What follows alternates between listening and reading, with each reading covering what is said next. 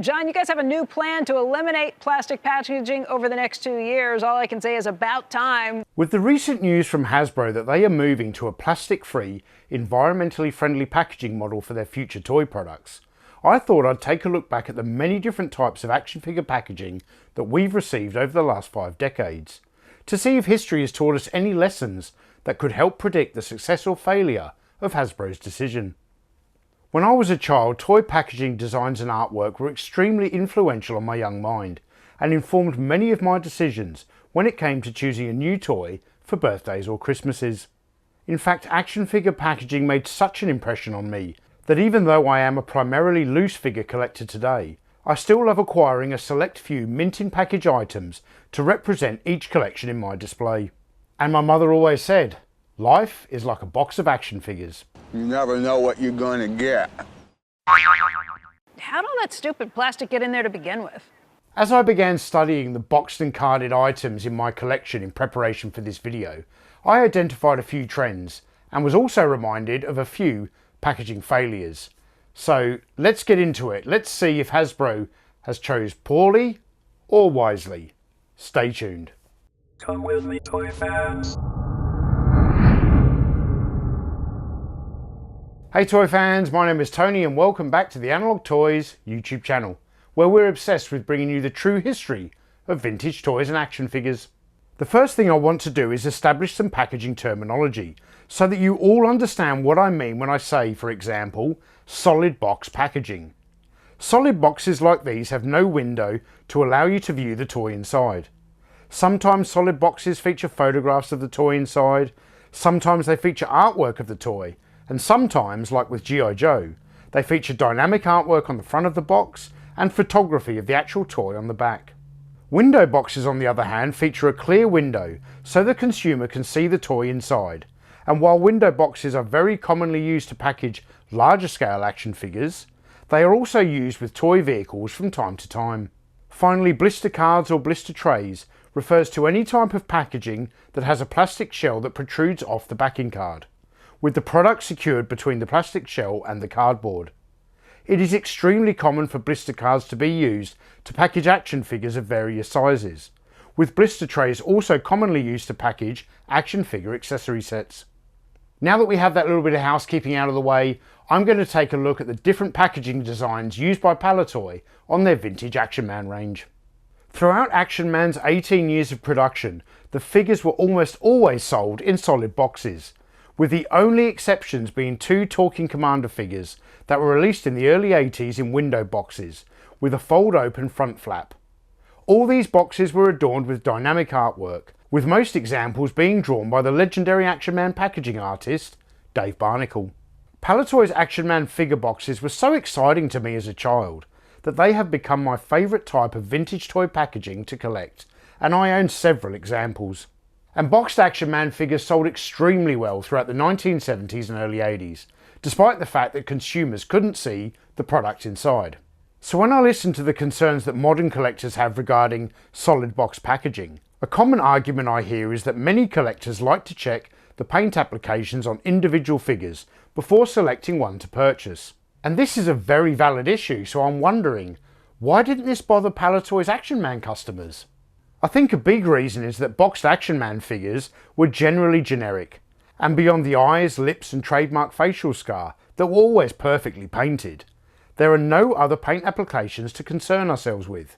In addition, exciting TV marketing campaigns meant that most consumers were already aware of what a basic Action Man figure looked like. Whereas nowadays, companies like Hasbro barely even bother with television advertising, as they prefer to rely on YouTubers to give them free publicity. Every 3 years or so, Palitoy would introduce a new feature to the Action Man figure, such as gripping hands or moving eagle eyes. But during each era, the basic figures were all the same, except for variations in hair colour. And unless you had a specific preference of blonde over brown hair, there wasn't much need to open Action Man packaging. It was a very different story though when it came to Action Man's outfits and accessory sets. These were the essential products that a child needed to make their basic Action Man figure unique from the other figures in his collection. And with so many different pieces of equipment, weapons and clothing, Palitoy knew that Action Man outfits had to be sold on blister trays, so that customers could see exactly what they were getting for their money. These blister trays also included exciting art on the side panel that depicted what your Action Man figure would look like when wearing the included uniform. And this packaging art also helped to catch the eye of the customer and make the product stand out in a toy shop. On the other hand, Kenner's original Star Wars toy line never used hand-drawn art on their toy packaging. Instead, the vehicles and spaceships were all sold in solid boxes that featured photography of the toy inside, and the individual figures were sold on blister cards that included a photo of the character in the movie printed on the card back, and you could easily see the figure through the plastic shell on the front of the card. At the time, Kenner's line was easily the most popular boys' toy range in the world from 1978 to 1984. And again, the solid boxes used for the vehicles and playsets were not an issue for consumers, and the reason for this lack of concern was because there were no paint applications to check, and all the detail on the toy came from stickers that the customers had to apply themselves once they got the product back home. When Hasbro relaunched their popular G.I. Joe brand in 1982, in the smaller scale of 3 3/4 inches to match that of Star Wars, the company came up with a very clever idea of making the action figure packaging part of the character's accessories. They did this by including a printed file card that a child could cut out and keep with their figure.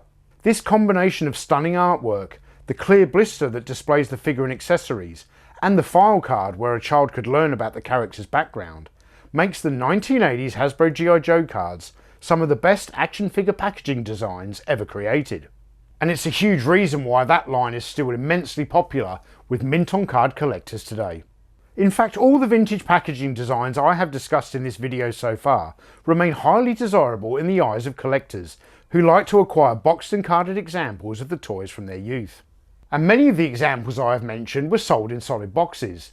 So why is there this immense backlash from the modern collector towards Hasbro's new plastic-free packaging? Before I give my own personal answer to that question, let's look at what makes vintage solid boxes so collectible. When it comes to Star Wars, I think it is the beautiful toy photography adorning the boxes, which depicts the vehicles and toys in play scenarios alongside other Star Wars action figures. And when combined with the classic movie logos and the signature silver racetrack piping design, these boxes have stopped being simple toy packaging concepts and have transcended into pieces of modern pop art. On the other hand, Action Man solid boxes are very sought after today due to the hand-drawn and painted pieces of packaging art, with every single product produced by Palitoy being afforded a unique illustration. In fact, the art designs for Action Man packaging, particularly those created by Dave Barnacle and Greg Hughes, have become so desirable that collecting these pieces of art today has become a subgenre of the broader Action Man collecting hobby.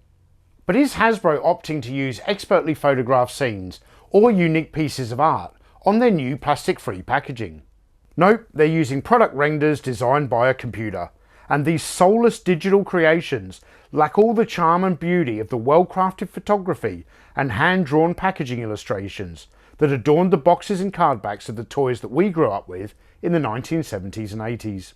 And I honestly believe that's why Hasbro's new, environmentally friendly packaging designs will not appeal to the modern day mint-on-card collector.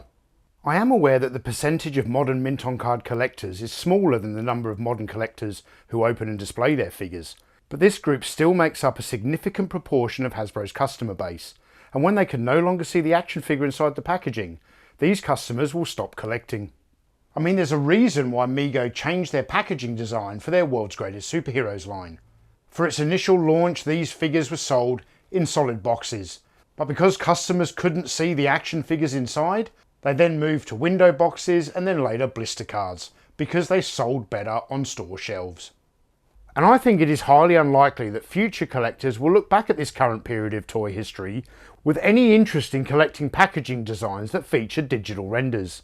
You may as well just download the image to your phone or laptop and save yourself the cost of the toy. Another concern I hear voiced by the modern collector is that it's now much easier for people to swap out more desirable figures and accessories and then return the items to the retailer, so the unscrupulous among us can get these items for free, while the next collector that comes along will get inadvertently ripped off. And this is a very valid concern, as this deceptive behaviour is far more common than you might think. While this wasn't an issue for us back in the 80s, We didn't have Build-A-Figures back then either. How many people do you think will start buying the new figures that they don't want just to get the Build-A-Figure part they need, only to return the figure to the retailer in its solid box with Ultron's head swapped out for a lemon? And thanks to Hasbro's new plastic-free packaging, this will soon become the reality that modern collectors have to deal with. If Hasbro took the time to look back on the history of action figure packaging, they could learn some valuable lessons before making these types of decisions. A great example from Palitoy's Action Man line is when the company decided, after 15 years of successfully selling Action Man outfits on blister trays, to change the packaging design to what became known to collectors as book cards. This new design featured the outfit accessories in a blister, but instead of having the actual product easily visible on the shelf, the blister was hidden behind a folding card cover.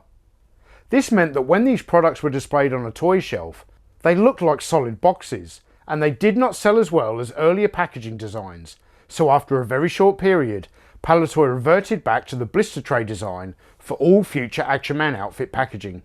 I'm certainly not opposed to any effort to help save the environment, but in my opinion, Hasbro's new plastic-free packaging just smacks of an ill-conceived corporate decision.